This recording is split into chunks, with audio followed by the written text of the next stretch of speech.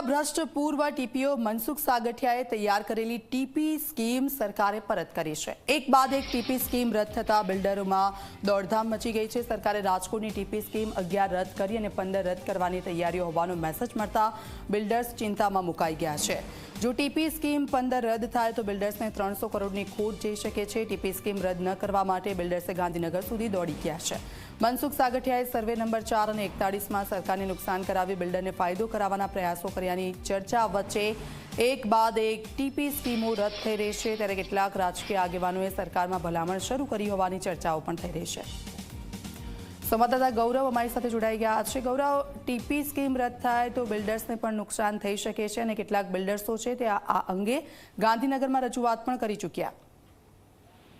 ચોક્કસ જ દીક્ષિતા, ભ્રષ્ટ ટીપીઓ મનસુખ સાગઠિયા દ્વારા જે તૈયાર કરેલી ટીપી સ્કીમો હતી તે સરકારે પરત રાજકોટ મહાનગરપાલિકાને મોકલી છે। ટીપી સ્કીમો એક બાદ એક રદ છે તે થઈ રહી છે અને બિલ્ડરોમાં દોડધામ છે તે મચી ચૂકી છે। રાજ્ય સરકારે રાજકોટની ટીપી સ્કીમ 11 છે તે રિજેક્ટ કરી છે। હજુ પણ 15 નંબરની જે વાવડી વિસ્તારની જે ટીપી સ્કીમ છે તે પરત આવે તેવી તૈયારીઓ છે તે જોવા મળી રહી છે અને આ મેસેજ મળતાની સાથે જ બિલ્ડરો છે તેની અંદર દોડધામ જોવા મળી રહી છે। ટીપી સ્કીમ 15 રદ થાય તો બિલ્ડરોને 300 કરોડ રૂપિયાની ખોટ થવાની શક્યતાઓ છે તે જોવા મળી રહી છે। સાથે જ આ જે ઘટના સામે આવી છે ને તેને કારણે બિલ્ડર લોબી છે તે ગાંધીનગર સુધી પોતાનું લોબિંગ કરી દીધું છે અને દોડધામ કરી અને ત્યાં પણ રજૂઆત છે તે કરી હોવાની વિગતો છે તે સામે આવી છે।